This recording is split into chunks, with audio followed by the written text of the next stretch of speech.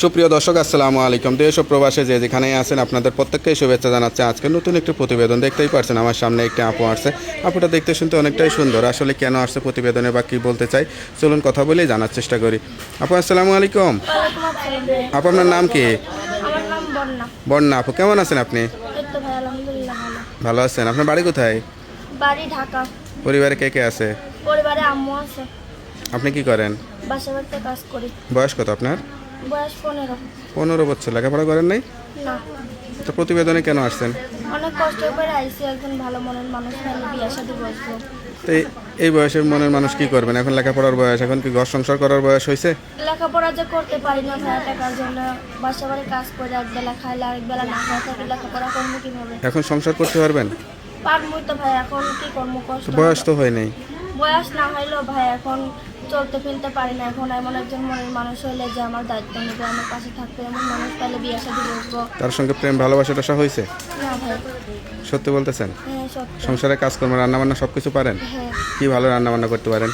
সব কিছুই রান্না করতে পারি। সব কিছুই পারেন? বাবা, এত গুণ আপনার ভিতরে! তারপরেও আছে না, যদি কি ভালো রান্না হয়, ডাল ভালো হয় নাকি ভর্তা ভালো হয়, কি ভালো করতে পারেন? গোস্ত। গোস্ত রান্না করতে পারেন?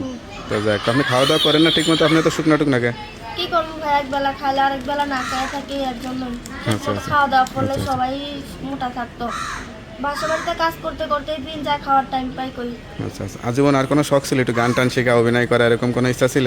না ভাইয়া, জীবনে অনেক শখ ছিল লেখাপড়া করার, লেখাপড়া করে একজন ভালো মানুষ হওয়ার, ভালো মানুষ হওয়ার হতে পারিনি। হতে পারেন না, তাই না? তো যাক, এখন যদি কেউ বিয়ে শাদী করতে চায় সব কিছু জেনে, এখনই করবেন নাকি কিছুদিন পরে করবেন? সে যদি বলে এখনই করবো তাহলে এখনই, যেহেতু বয়স হয়নি, আপনি চেষ্টা করবেন কথাবার্তা বলে সব ঠিকঠাক রাখবেন। 18 বছর বয়স হলে বিয়ে শাদী করবেন, ঠিক আছে? তো আপনার সঙ্গে কীভাবে যোগাযোগ করবে? আমার ফোন নাম্বার আছে। নাম্বারটা মুখস্থ আছে? না। তো নাম্বারটা আমার কাছে দেন, আমি দেখে বলে দিই। কেউ যদি অসহায় সুন্দরী আপুটির সঙ্গে যোগাযোগ করতে চান, অবশ্যই তারা এই নাম্বারে যোগাযোগ করবেন। আপুর নাম্বার হচ্ছে 01797510298। নাম্বারটা খোলা থাকে তো? হ্যাঁ ভাই। যাই, নাম্বারটা খোলা রাখবেন। কেউ ফোন দিলে আবার প্রেম করে ভেগে যাবেন না।